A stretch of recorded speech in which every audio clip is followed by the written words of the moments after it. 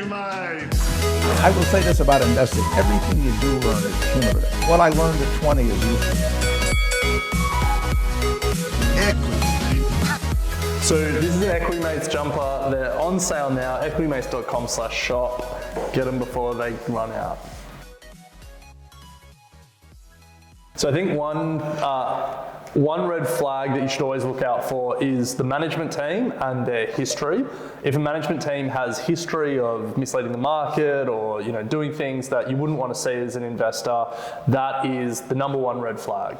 One that we hear investors talk about is how they actually update markets and whether or not they're constantly beating or missing expectations. Some companies will often overestimate or underestimate, and you don't want to be in companies that consistently miss expectation. So I think a HIN is a holder identification number for Australian investors. It's the way that the Australian Stock Exchange knows who you are and groups all your investments together. If you have multiple brokers, you may have multiple HINs. There's nothing necessarily wrong with that. It's not like you have to pay a fee per HIN or anything like that. So there's no cost involved, it's just admin. As long as you're aware where all of your stocks are, you don't want to be forgetting about investments you've made. So that's really the main thing. It's an admin question more than like a cost question. I mean, my only build on that would be that it makes absolutely no difference to your returns. I don't, but Bryce, you had a brief dabble, didn't you? Yeah, short answer is no, I don't trade, but I did go through a period where I wanted to understand what it was all about. And look, we talk a lot on the show about finding out who you are as an investor, and certainly trading was not only something that I didn't have the time to do, but when I was in it, it just wasn't something that was interesting. Like, we are interested in companies. I'm not interested in order flow and volume and keeping a track on prices day in, day out. So short answer is no, we don't trade. But that's just our opinion. Heaps of people make a lot of money trading, and there's nothing wrong with that. It's just not a skill set or a temperament that we have. If I wasn't heading up Equity Mates, I'd be working for Equity Mates. That's how much I love Equity Mates. I don't know. We were actually talking about this quite recently with Mark Boris, and Bryce would be name dropping regardless. And we've got, and I'm really looking forward to chatting to Steve Smith about this as well. And we did also talk to Malcolm Turnbull about the same question.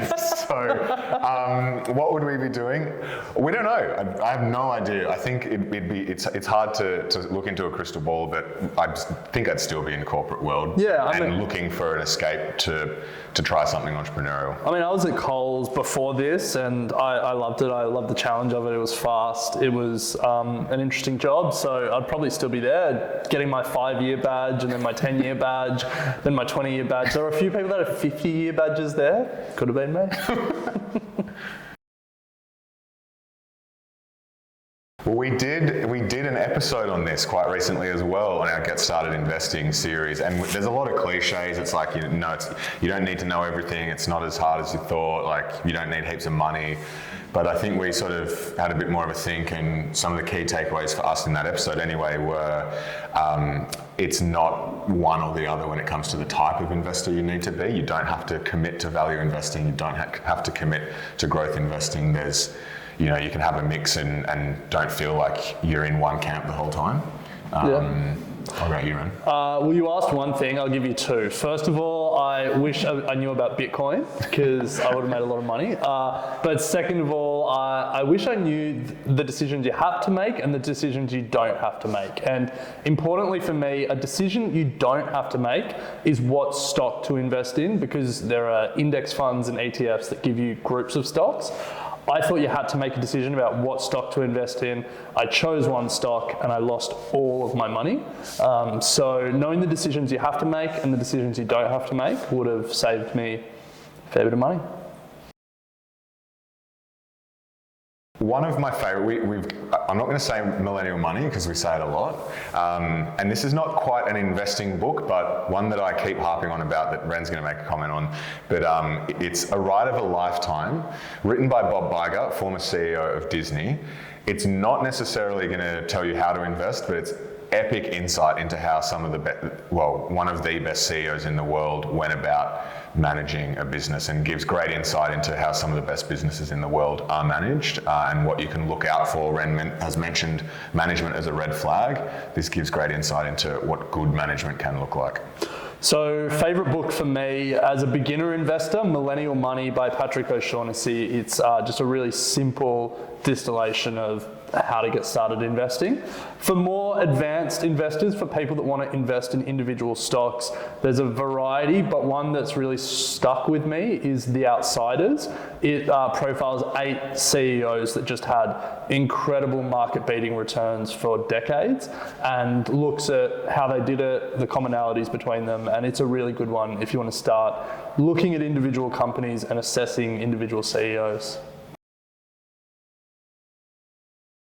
Look, I'm going to be honest, it's really hard, and it's something that back in the day I definitely I have panic sold. I've definitely done it, and I think the only thing you can do is learn from experience.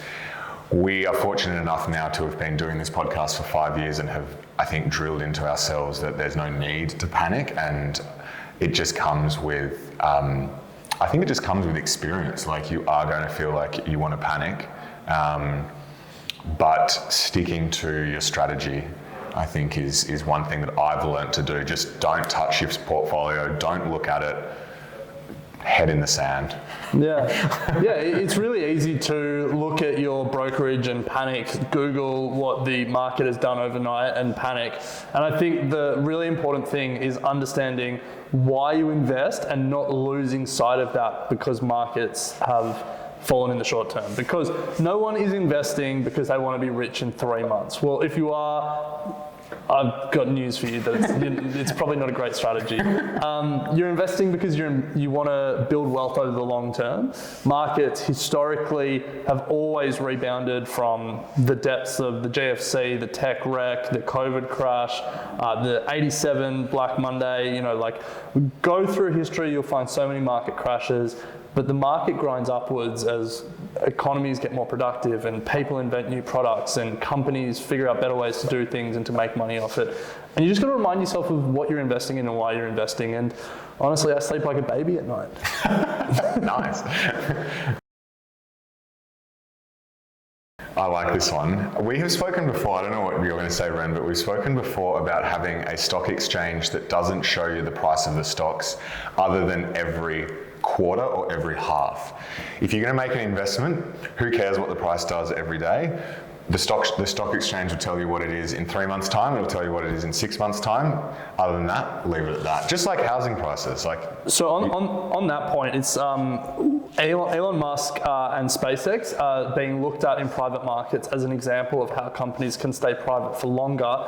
And the model is actually very similar to that. So every 6 months, they create a buying window where they find buyers, they agree on a price. It's normally Elon, Fidelity, the big fund, and a few others. And then they go to all shareholders and they say, this is the share price for this 6 month, for this window now. If you want to sell shares, you can sell them at this price and we'll buy them. Otherwise, the window will open again in 6 months. And that's how they create liquidity in the private markets. And there's been emails that have come out where Airbnb were asking SpaceX how they did it because they wanted to copy it while they were private, and a bunch of other companies are doing that as well. So we might be onto something, us and Elon. Yeah. But look, the original question was, if there was one thing I could change in the finance industry, what would it be? For me, finance education. Podcasts like ours shouldn't exist. Everyone should